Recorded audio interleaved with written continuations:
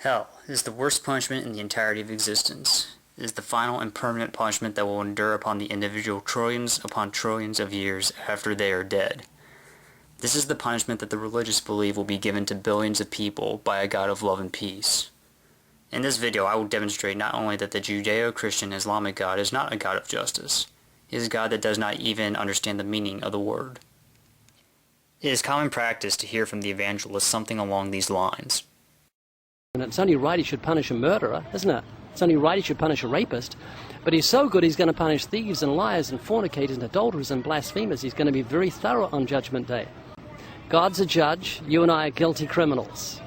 Jesus came and paid our fine. That means God can legally dismiss our case.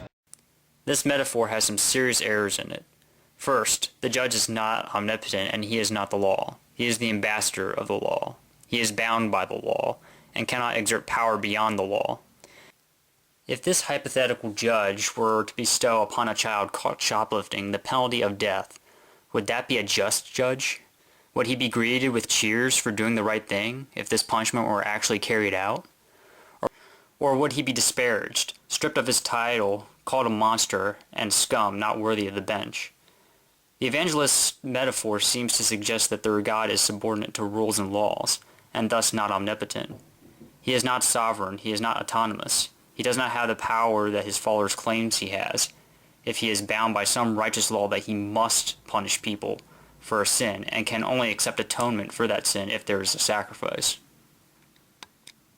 Now that we've established that the metaphor of the judge just does not apply because, well, the judge is not omnipotent and is subservient to the law, while God is omnipotent and is subservient to no law, that brings me to my second point, justice. The concept that a punishment must fit the crime is the epitome of justice. There is no one-size-fits-all punishment. We do not execute shoplifters or speeding motorists for their benign infractions.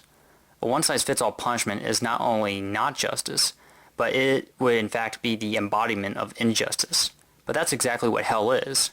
It doesn't matter if you were a good person or a mass murderer.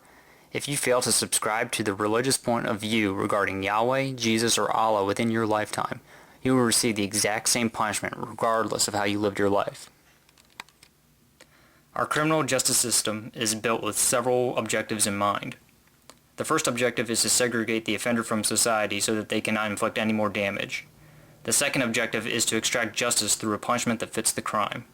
The third objective is to rehabilitate the individual back into society if possible. How do these relate to hell?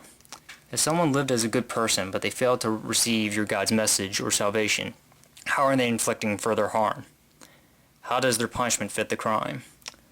Why punish them when you don't even plan to rehabilitate them or let them learn from their punishment? And seriously, what is the point of torturing someone forever?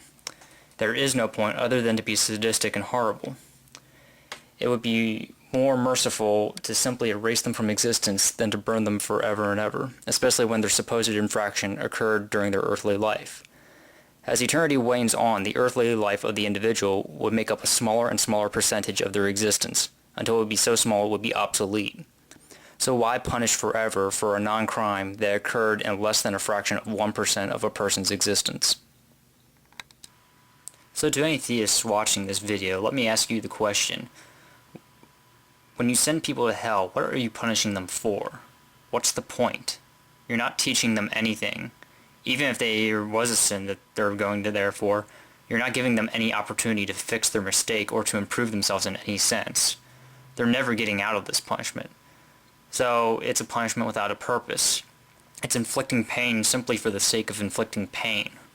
That is not justice. This simply goes to prove that the Abrahamic God who promises hellfire is not a God of justice. He is the antithesis of justice. He understands nothing of justice.